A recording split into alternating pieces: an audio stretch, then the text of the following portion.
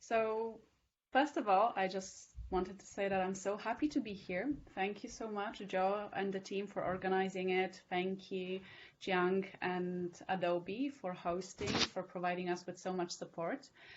I am going to talk to you about something that I personally found both challenging and exciting in my career, and I'm really hoping that you will find this topic as exciting as I did. I'm going to talk a bit more about how translation is sometimes not enough and how important the role of our culture is the role of our culture, of our upbringing in localization.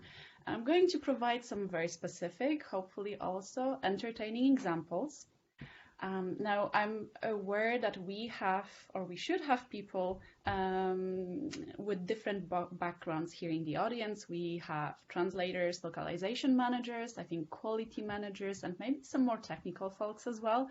So while this topic might not have an immediate impact on your work, I do believe that it will resonate with many of you, with everyone who deals with localization, translation, and international audiences in general. And you will see me basically looking in two different directions because I'm operating on two different screens, so please don't get confused by that.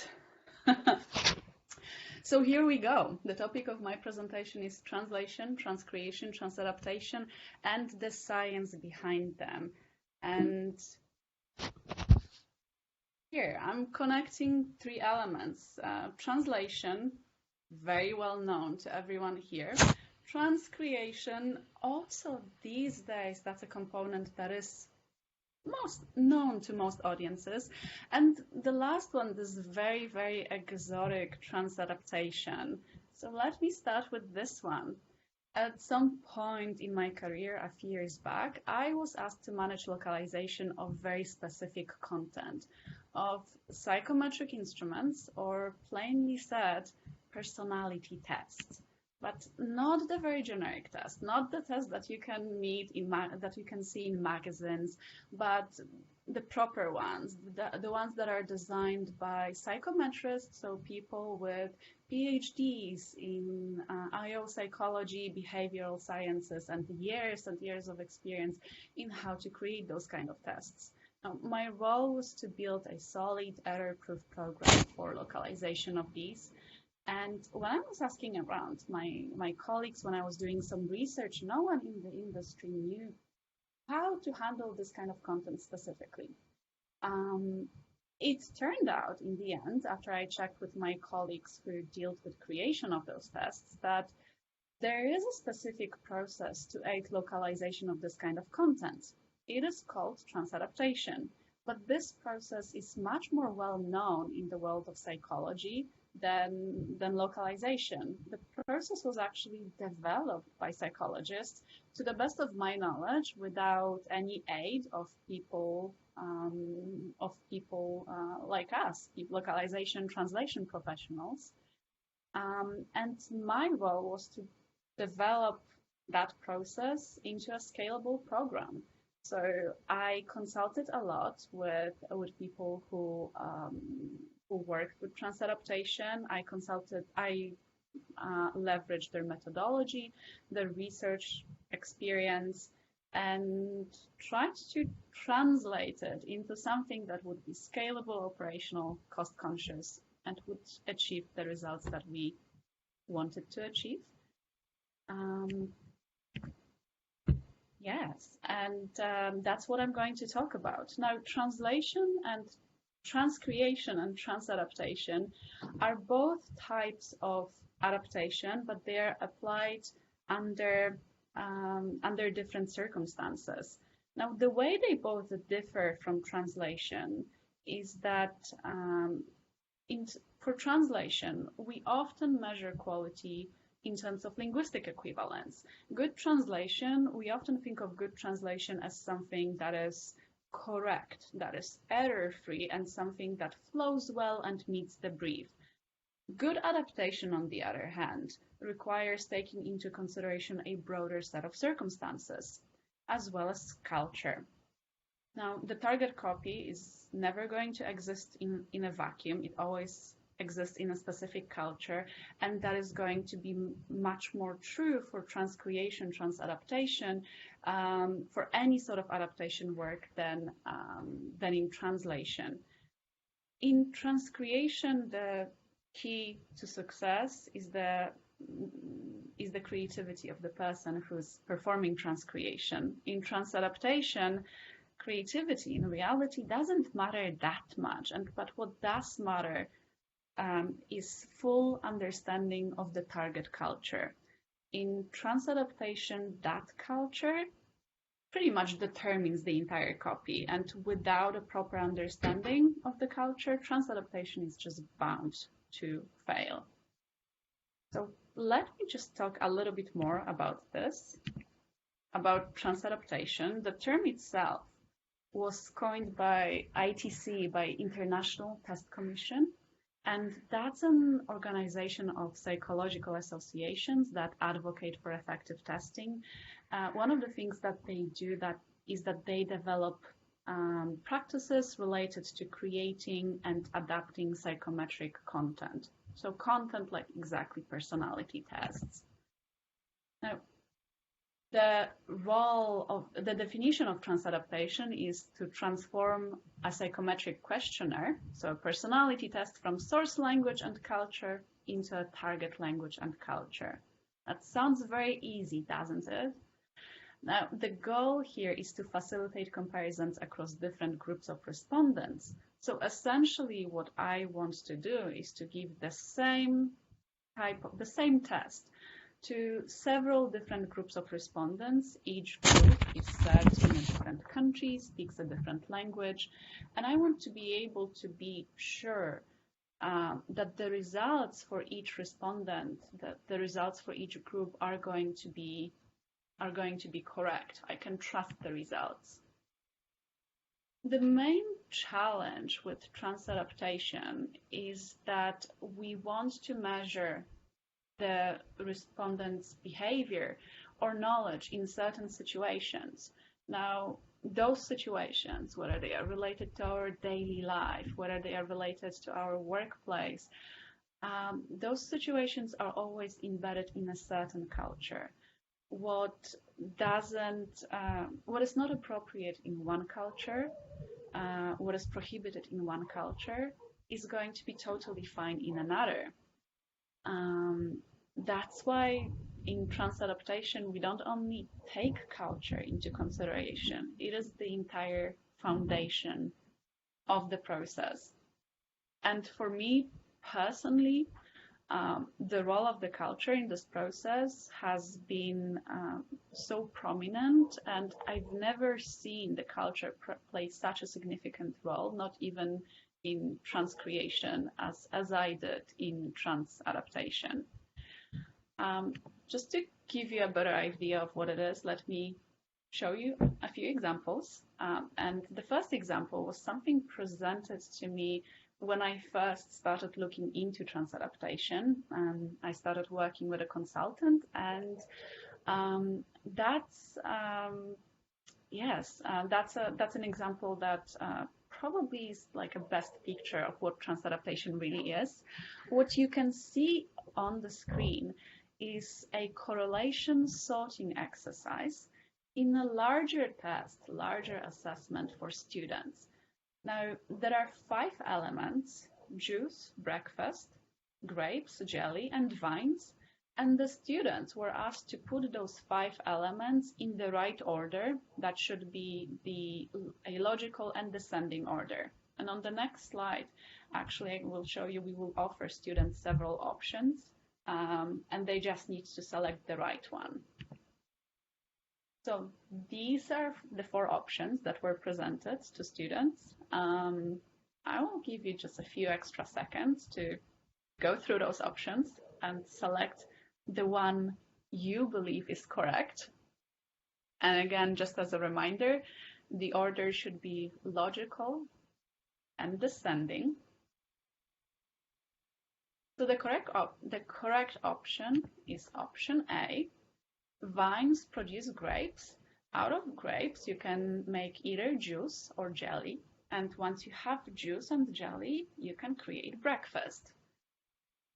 Now, this particular test, this question was part of a larger assessment. This test was run in the United States on a group of over 600 students. 79% of those students got this question right.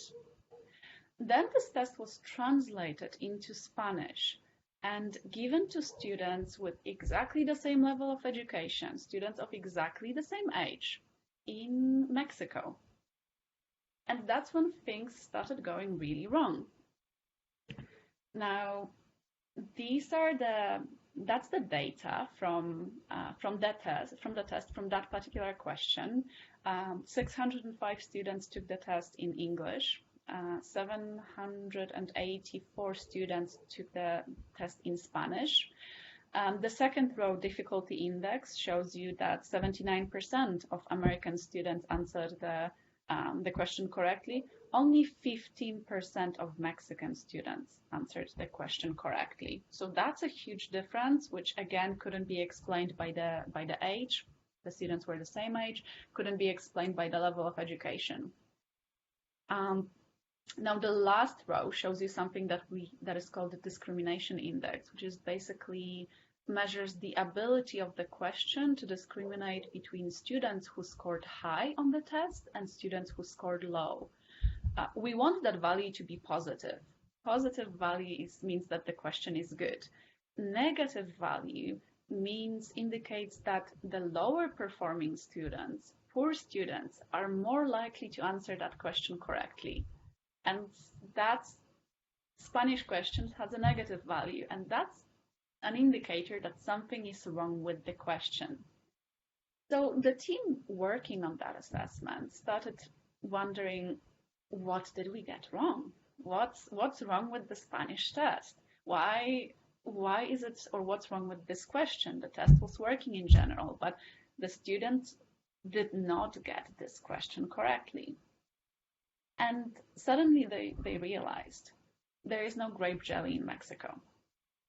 Now, because there is no grape jelly in Mexico, the Mexican students weren't able to make this correlation that you can make jelly out of grapes, because that item simply didn't exist.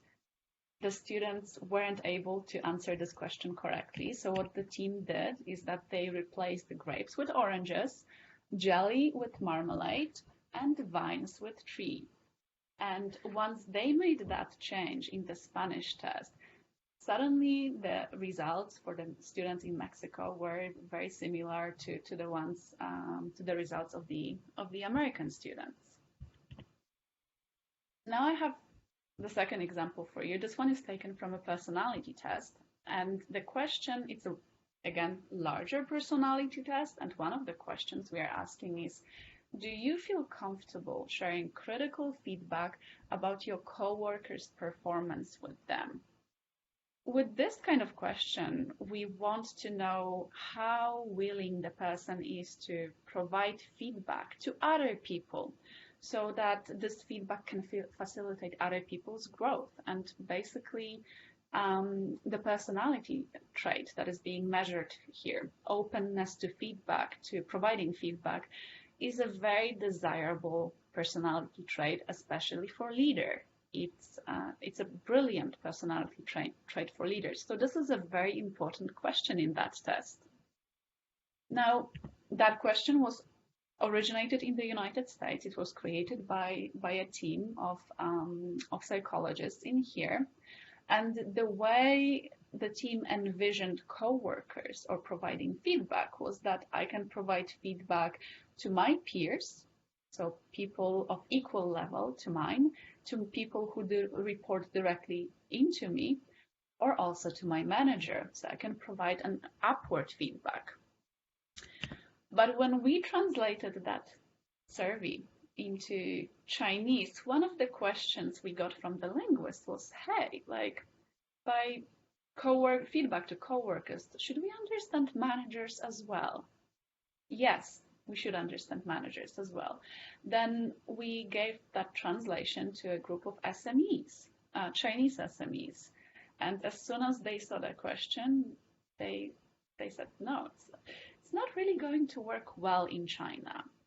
And what I heard from the team is that in a culture that is more formal, like China, sometimes providing this kind of upward critical feedback could be considered disruptive. So when the team recommended that when we are transadapting this item, this question into Chinese, we actually should translate it in a way that we make sure that whoever is taking the survey understands that we should be providing feedback only to our peers and to our direct reports, but by no means an upward feedback. Because even though the translation here wasn't faithful, the change was suggested so that we are able to measure the respondents' openness to provide feedback and not measure how unwilling they are to confront their managers, which is essentially what we potentially could be measuring if we translated that question faithfully into Chinese. Now, here comes a little bit of theory, which is the theory of equivalence in translation, and I do promise the theoretical part will be very, very short. The reason why I want to mention linguistic equivalence, because in any sort of, or equivalence in general, is because in any sort of adaptation work, it always boils down to the level of equivalence. And we often pay a lot of attention to something that I call here linguistic equivalence in literature. It's also known as formal equivalence. Now, that's what our quality measurement tools, quality framework are designed to measure. We measure error occurrence, error typology, error severity, and in general, in linguistic equivalence, good translation is considered error-free. Again, error-free, meeting the brief with a good style. But there is also something that is called functional equivalence. Sometimes in literature you can find it as it's being called dynamic equivalence. And this kind of equivalence is going to be much more important to us from a business perspective. Basically, the premise here that linguistic quality is not good enough, or is good, but it's just a starting point, and we need to build on that linguistic quality. Whatever you produce in your target language needs to function the same way as the source. And my personal definition of functional equivalence is that the target that we are generating needs to be as successful as the source. Now, if you think back to those two examples that I provided, was the translation or was the target copy linguistically equivalent? No, it wasn't. There's no way for me to convince you that we should be translating grapes as oranges. That's not linguistically equivalent. But was the translation functionally equivalent? Yes. Thanks to making those adaptations to that translation, we were able to identify which students in Mexico performed well, which students underperformed. In the second example, thanks to the adaptation, we were able to measure for the personality trait that we actually wanted to measure. So the question is how to achieve that. How did we achieve that functional equivalence in transadaptation? And the very first answer is going to be, it was a little bit surprising to me, but the first suggestion that I found was back translation. Now, back translation is actually recommended by ITC, by International Test Commission. So that's the body, that's the organization, association that created all the guidelines for transadaptation. And it is recommended to such a degree that regular translation, so translation from source to target, is often being referred to as forward translation, as if we have forward translation, which there should be back translation to follow right after. The goal in back translation is to recognize that whether the content has lost its original intended meaning in translation. And the way back translation is envisioned in Transadaptation is that once you have your source, let's say in English, you perform this forward translation into your target language. Here we have French. Right after, you perform your back translation and identify all the discrepancies between the original version of the source, V1, and the back translated version of the source in the source language, so V2. Once those discrepancies are identified, the items that have discrepancies are being sent to translation, again generating another version in the target language. And then once we have that other version in the target language, we send it over we perform back translation yet again, generating right now third version of the source. If there are discrepancies, following the process, we should send those discrepancies for translation again, send them back for back translation again, and if there are more discrepancies, we should do it over and over and over and over again until back translation generates that there are no discrepancies between V1 of the source and whatever the final version of the in the source language is. Now, you could see that this is a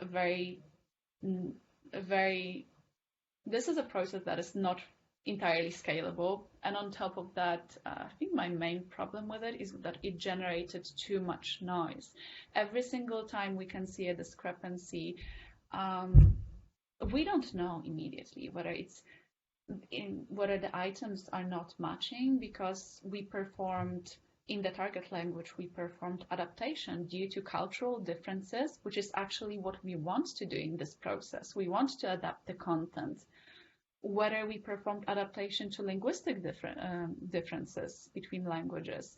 Some items used in psychology, often like vulnerability, they don't always have translations into target languages. Vulnerability, actually, in my native language, is often translated as sensitivity, and that kind of translation would again generate discrepancy. We don't know whether it's an error in translation or in back translation. So there's a lot of noise. That kind of operation, I personally found it not scalable. And last but not least, in this entire workflow, translate, back translate, we are relying a lot on the linguists. So what I personally found worked much better was involving subject matter experts, people with a lot of experience in behavioral sciences, in IO psychology, who have years and years of experience behind their belts, who have the right degrees, who have created tests in their native languages, and identifying experts like these, pairing them up with people who actually created the source test, people who know what we measure, in what we want to measure in which item, and creating this kind of a working group in every single locale that we are working with, that proved to be the most efficient, the most effective solution. This group would meet whenever the translation is ready. They would brainstorm on different versions of how we could adapt the particular items and select the version that would work best in their language, in their particular culture. And last but not least, like we would at the very end of the process, we would also perform data collection. Data collection was our final step whenever translation was ready, or transadapted version of the of that of that test was ready. We would send the translated transadapted test to to various respondents, and we would try to have real people fill out the questionnaire. Um, and we would always try to choose a representative sample, so we were not able to discriminate against any genders, against a certain gender. We were not able to discriminate against age, position, if that was a workplace-related survey, level of seniority. Like we tried to make sure that we would include both managers and individual contributors. Also, we would take a look at the positions that different people participating in the test perform, because some positions, like sales positions, are usually occupied by people who tend to be more extroverted. And once we will have this representative sample of responses, we would do very similar things to what we saw in that example with American and Mexican students. We would compare the responses and try to make sure that there are no significant differences between answers from different groups of people, in different locations, in different countries. And that was like a final proof for us that yes, the test was transadapted correctly. It's a proof that it is a valid instrument that we can use for our work, and we can guarantee that this is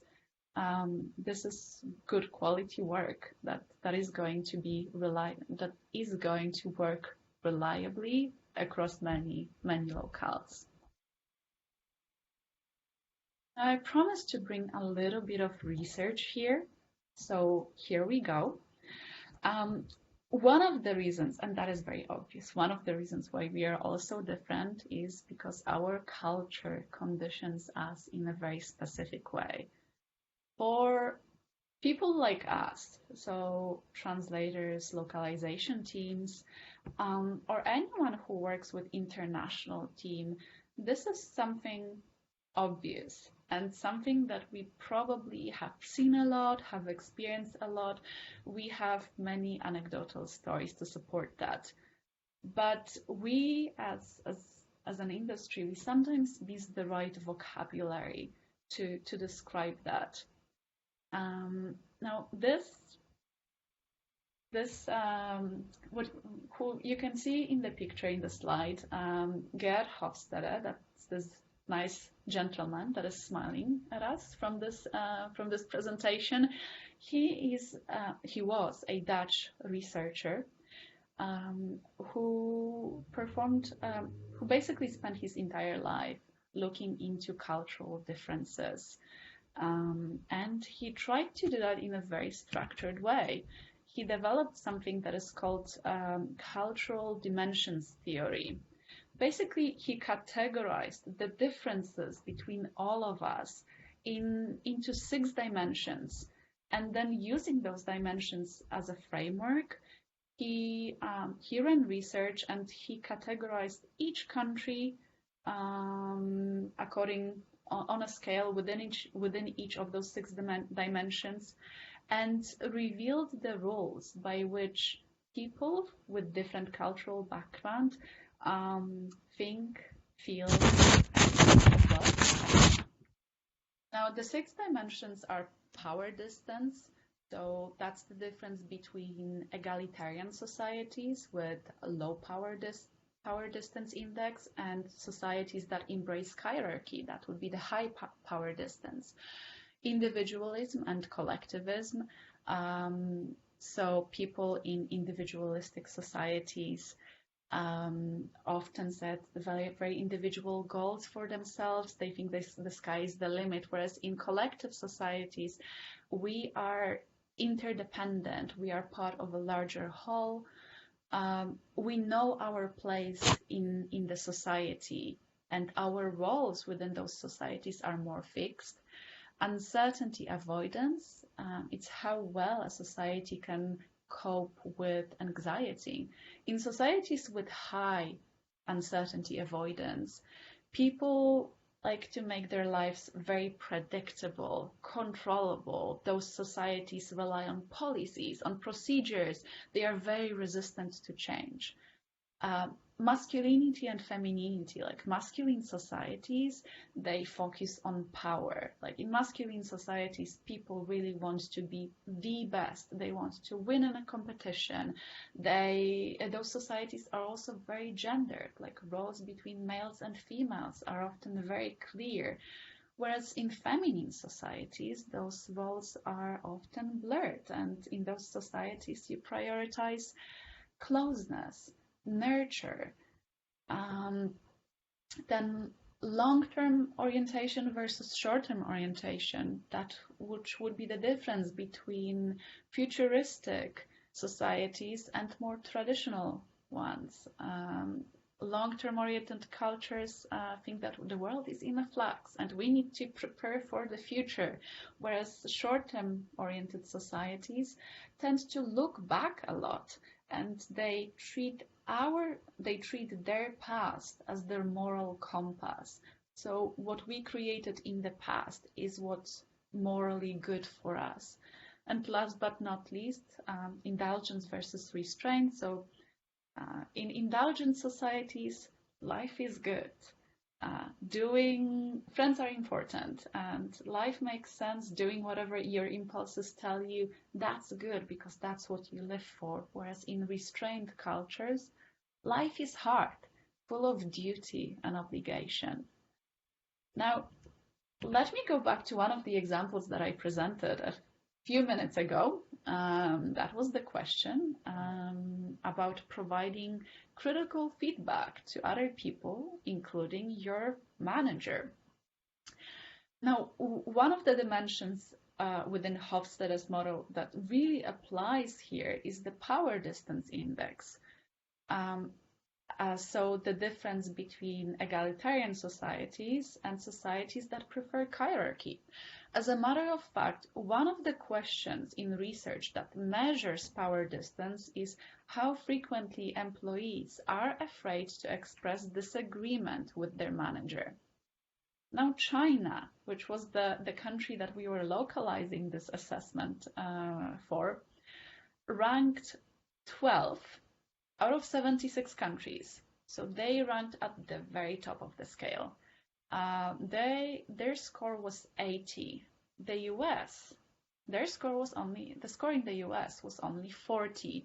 US ranked 60 out of 76 countries. So pretty much at the other end of the scale.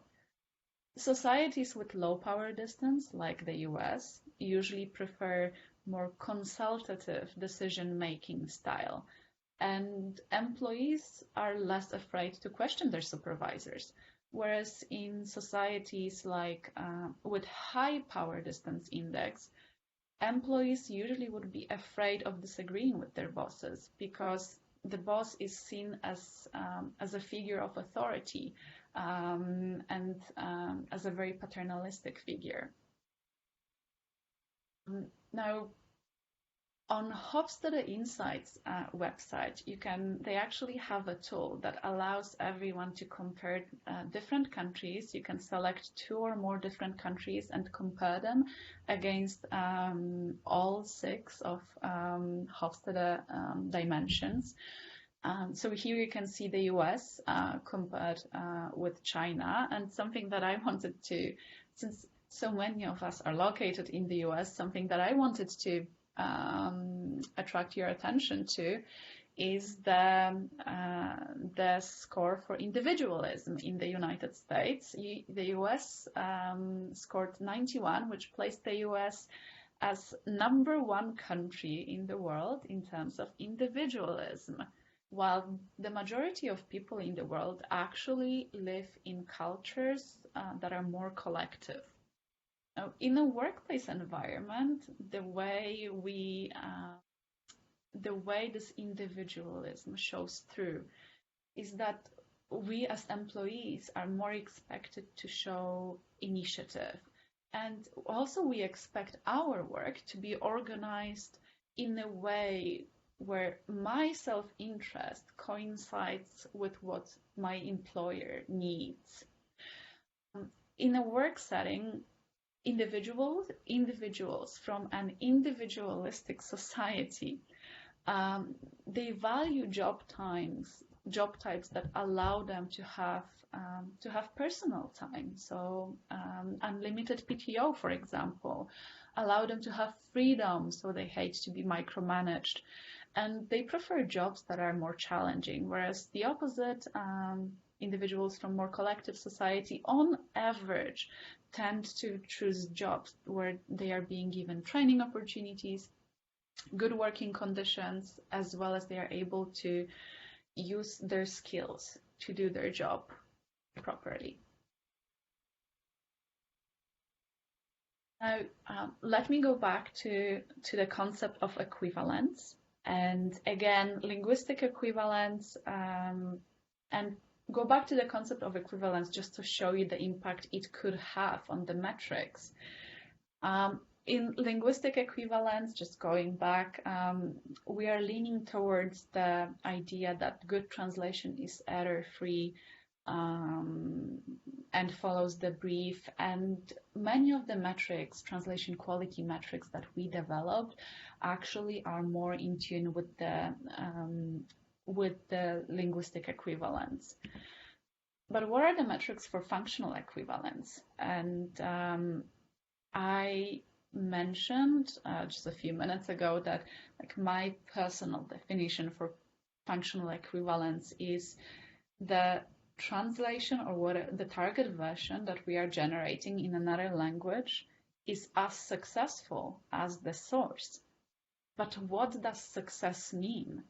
And it turns out that it obviously means different things for different type of content. If we are working with documentation, the success would be delivering documentation that is as successful as the documentation in source language. Now, if we are working with content like, for example, help center, in many help centers at the bottom of the page, we have a question: was this article helpful to you? Yes or no, thumbs up or thumbs down.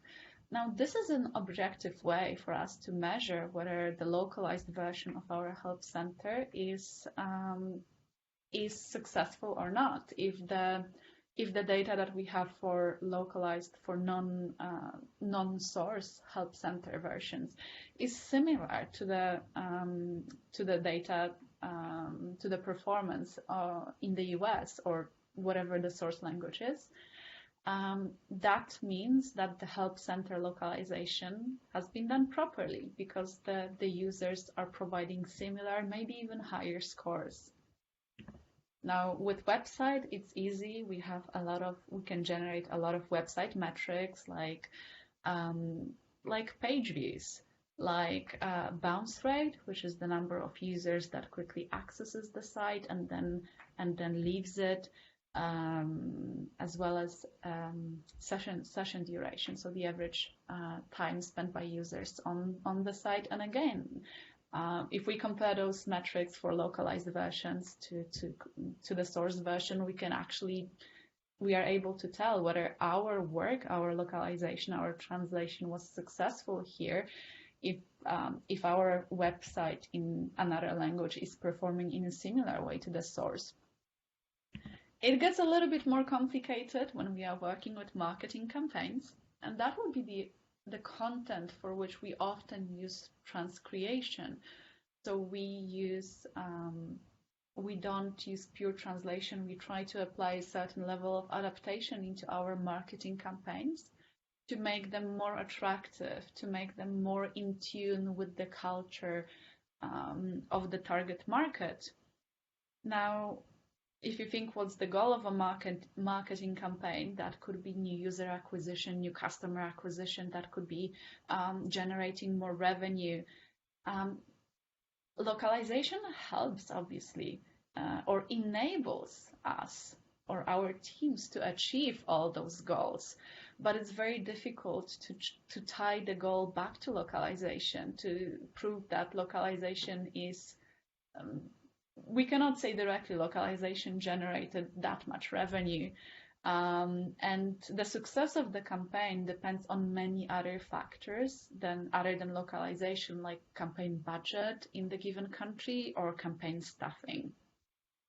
So in this way, one of the ways to measure success would be also getting subjective feedback from our local teams. But subjective feedback on transcreation, as many of us has experienced, it is very subjective. We either like it or we don't like it. But the fact whether we like it or not, it doesn't always have any impact on the performance of the campaign, because what we like, other people might dislike, and the other way around. And the last but not least, the last type of content, which would be psychological questionnaires, so the content that is being transadapted. And that's, again, yet another, just like marketing campaigns, another type of content where we would often use adaptation. But in this particular case, thanks to data collection, we are actually able to prove success in a very, very objective way. Again, because we are able to generate a confirmation that transadaptation was done properly, that this adaptation was done properly, and the instrument that we have in our hands is reliable. Now, so again, just to sum it up, for translation, the success metrics that we are often able to generate for functional equivalence are objective, the same way for transadaptation. But again, in my experience, transcreation being such a creative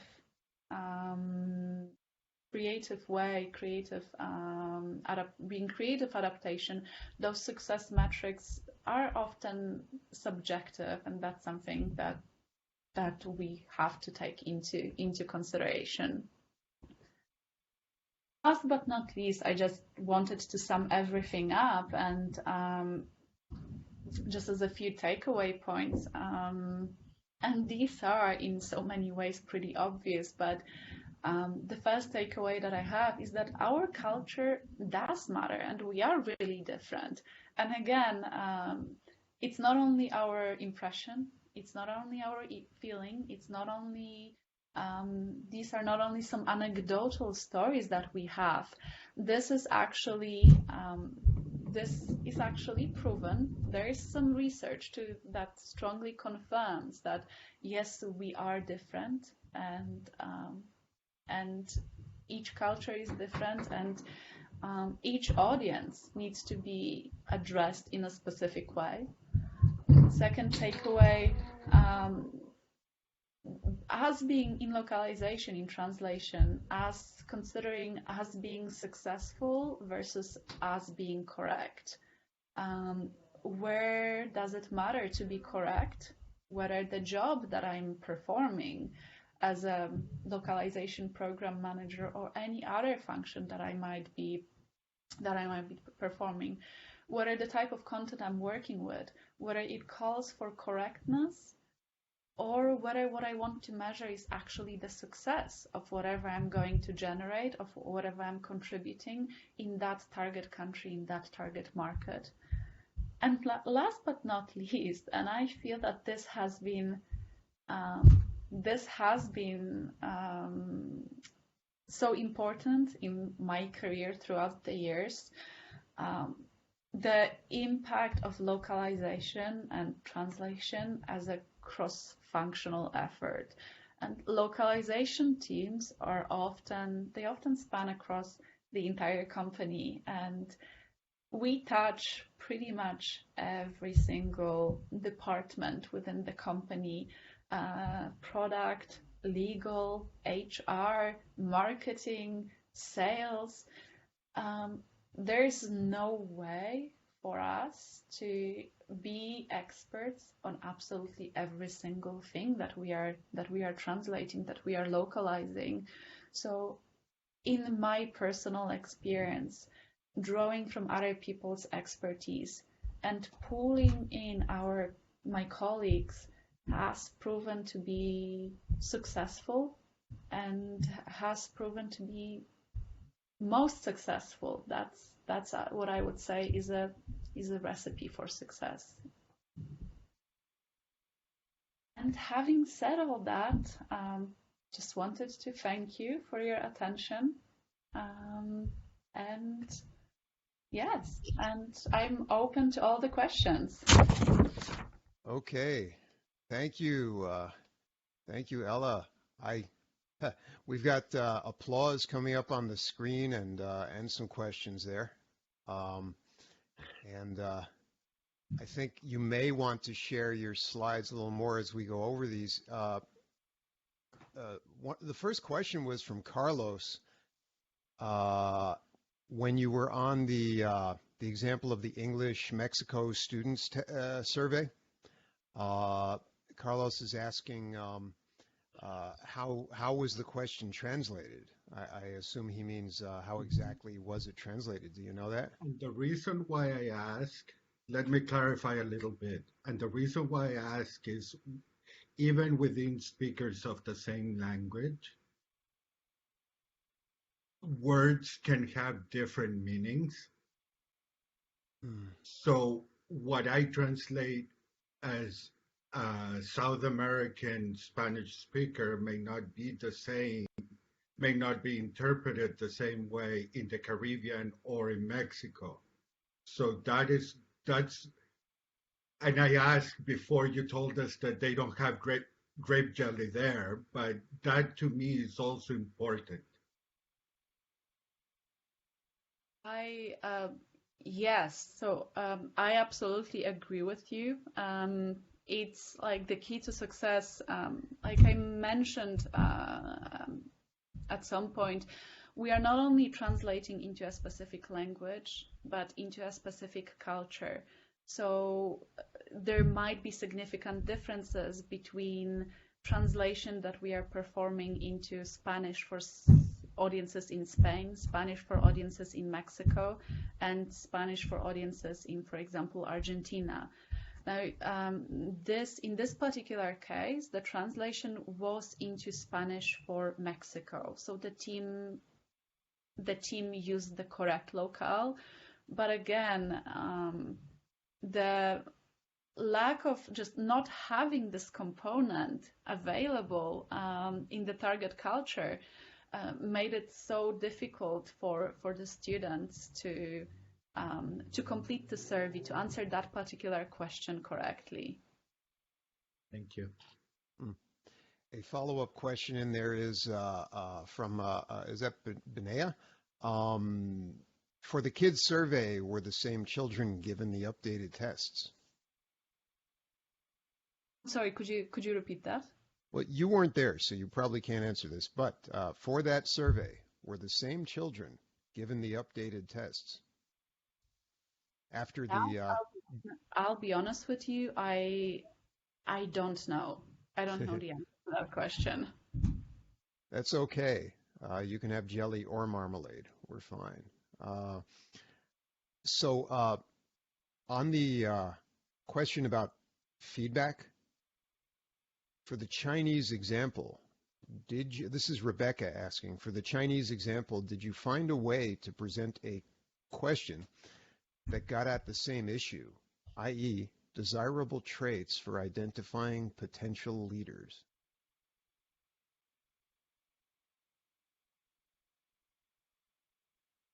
Yes. So for the Chinese example, the way for, and again, I don't speak Chinese. I have to rely on the people that I work with on the SME panels. But for the Chinese example, just structuring the question in a way that it was clear for whoever was taking the survey that we only mean people as co-workers. We only mean people who are either the same level or the level below us, definitely not supervisors, our supervisors, was for us the key to be able to achieve the same results.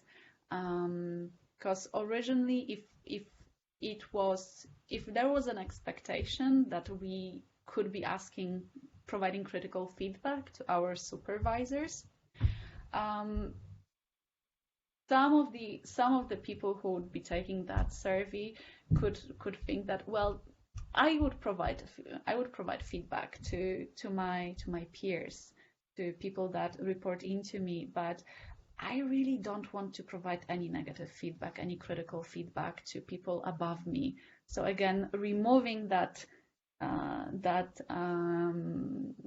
connection to supervisors proved to be the key. But in terms of the exact translation, how it sounded in China, I'm not able to tell you. Oh, okay. This is Rebecca. Where I was going with this actually was also the fact is, yes, maybe then you accurately could perceive what more or less literally you were after with the question, but that it's really important to understand really what is the goal, the overall goal of the survey versus the question. So maybe the overall goal was not to find out leadership qualities, but if it was for a part of it, then you would mean that you'd have to ask, a completely different set of questions.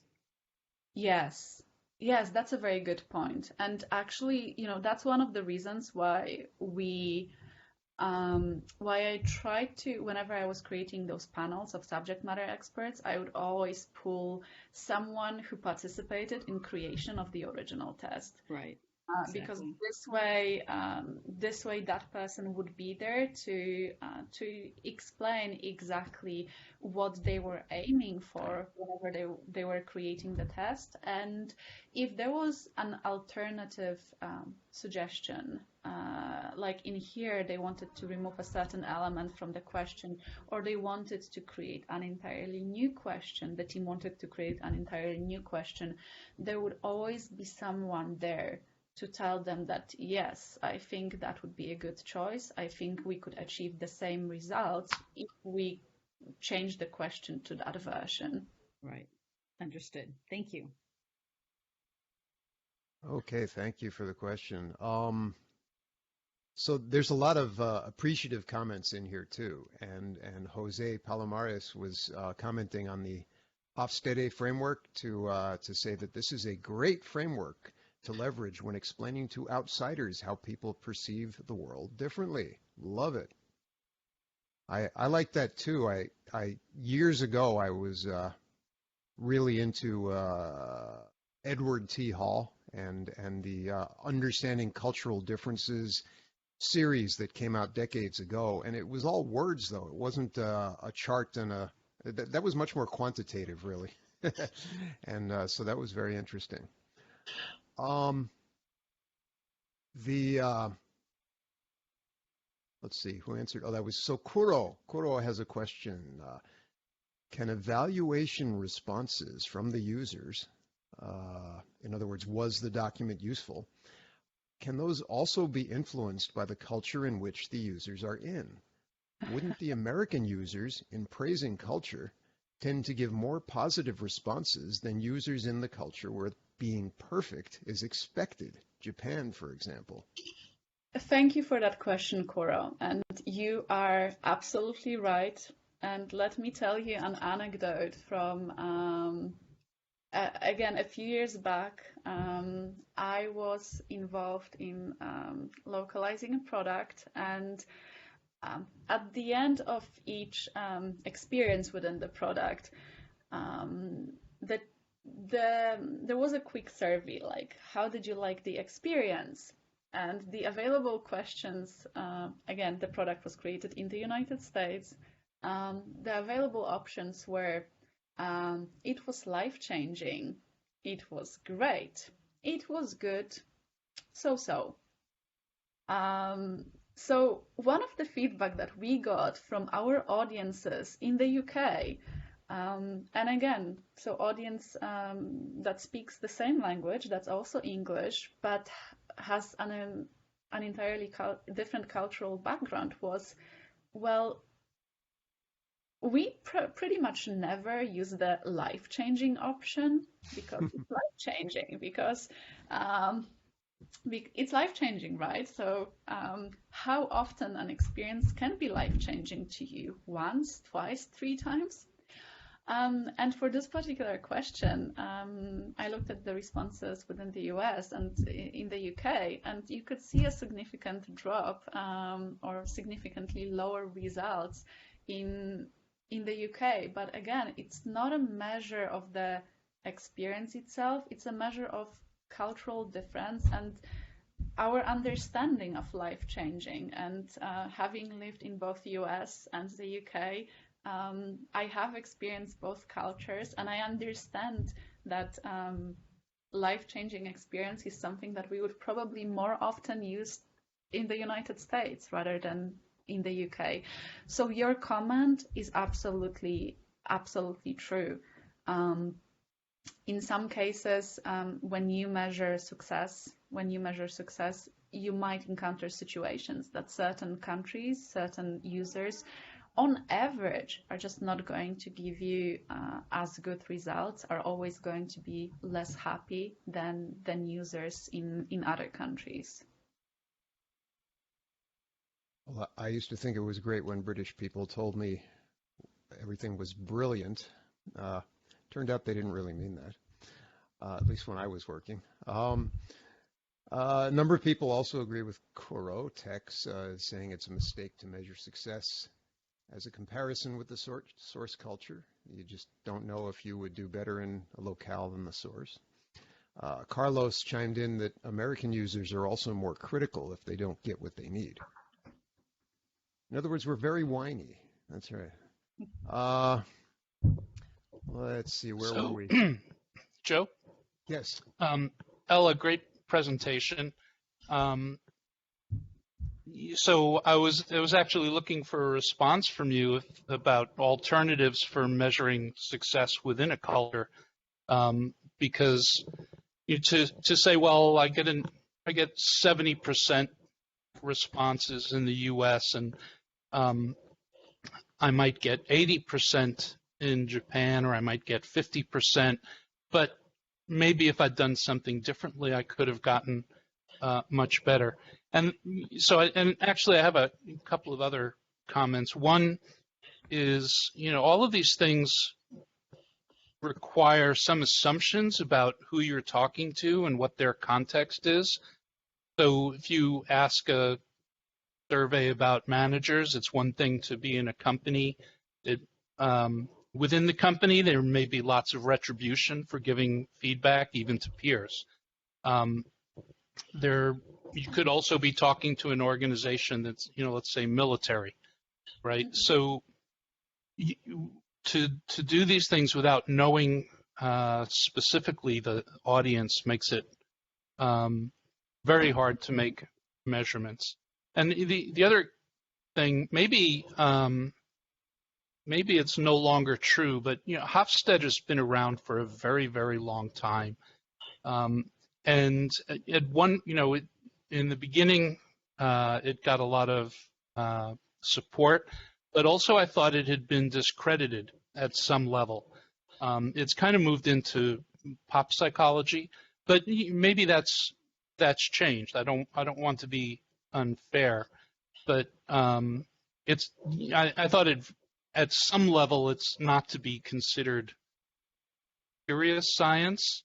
And I just wanted to get your take on it. Maybe my information Hofstede has been updated and now it's considered a little bit more true. It does make for good examples and help people understand differences in culture, but it's not necessarily a guideline that you can thoroughly apply in different locales.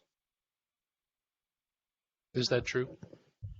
I haven't heard that feedback yet. I worked on Hofstede, or I actually was introduced to the entire framework by someone who had background in IO psychology and by someone who worked with many international organizations, and it was his job to go into organizations and organizations that went global and try to figure out how to improve their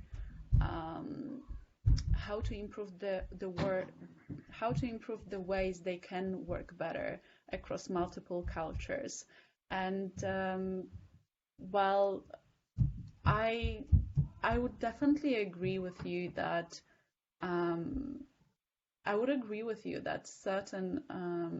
definitely that's the kind of research that needs to be run on a regular basis, and because countries change, that's the first item. And then secondly, it's always going to be an approximation, and especially in countries as large as the United States, we could probably see many hubs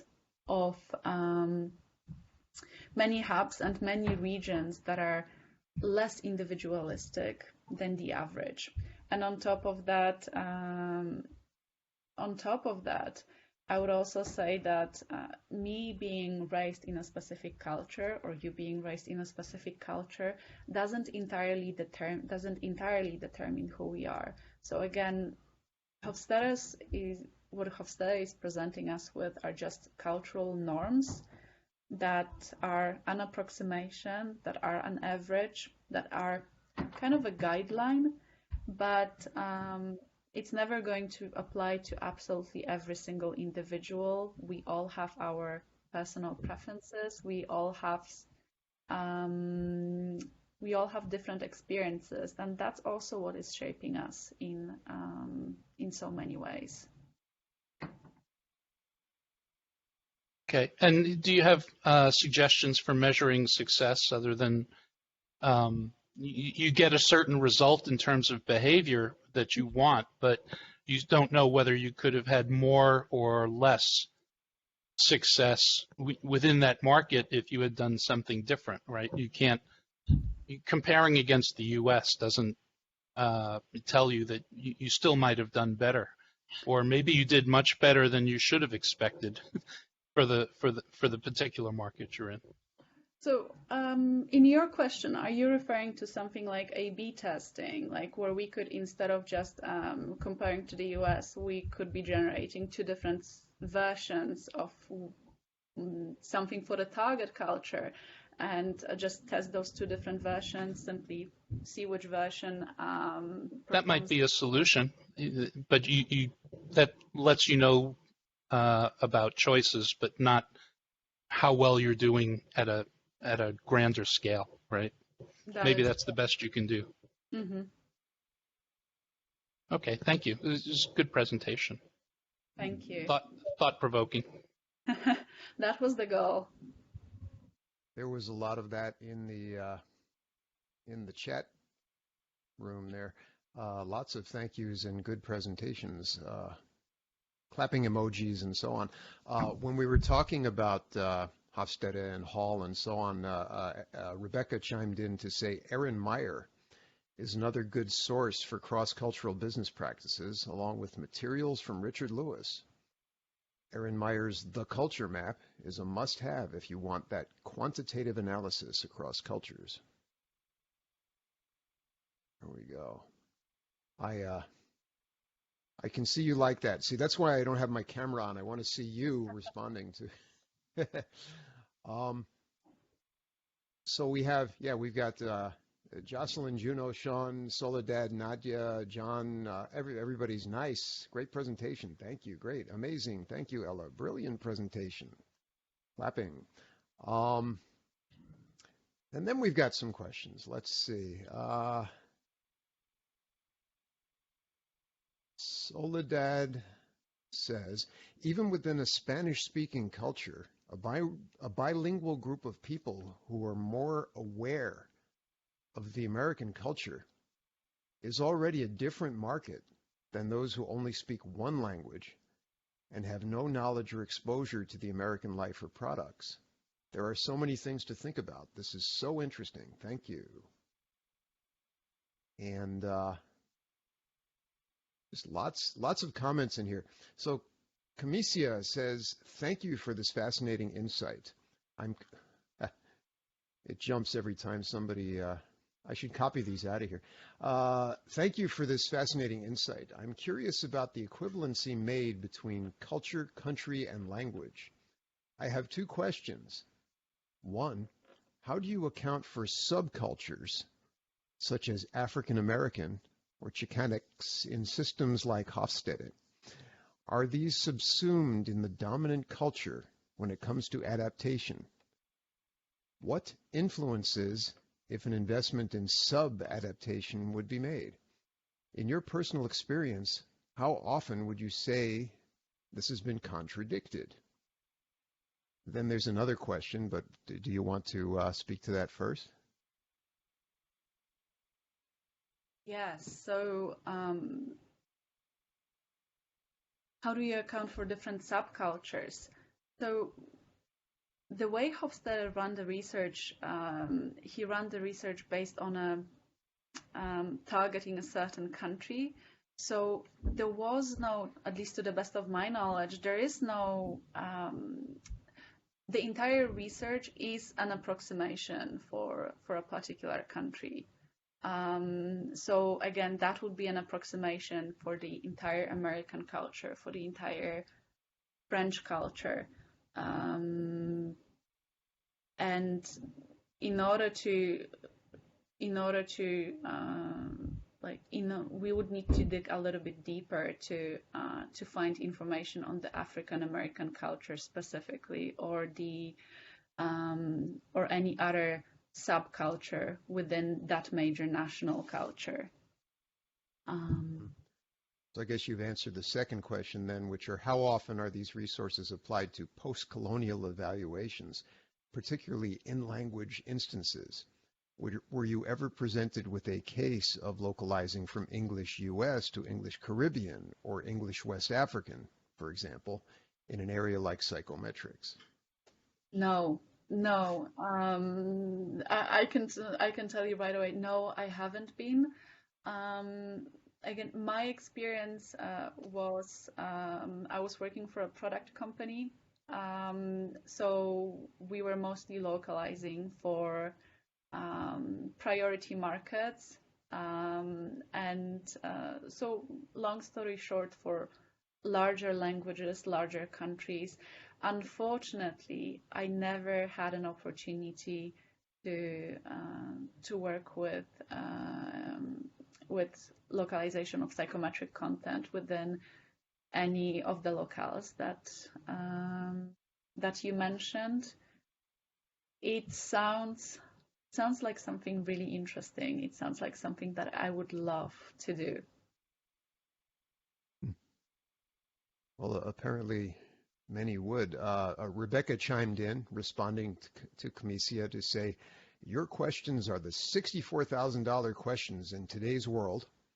And by the way, let me drop out of her question for a minute. The $64,000 question was a TV show, a game show, when we were children.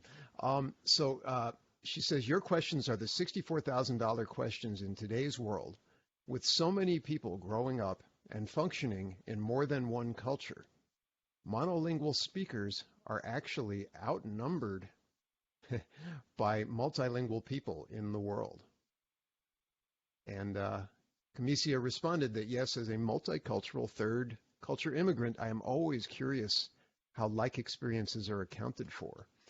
Or for that matter, those from folks with my background, yet without my degrees of privilege. I see very little English to English outside of UK and Canada, yet the degrees of cultural difference in the Caribbean, for instance, are much more akin to cross-lingual localization. Orange marmalade would be the better test question for us too. That's wonderful. And Catherine, at Lingua Greca is here from Ontario, by the way, and she's already tweeted about us using our hashtag. Thank you, Catherine. And she points out that Amplexor is hosting Erin Meyer on February 11th and gave us the link. Thank you for that. Thank you.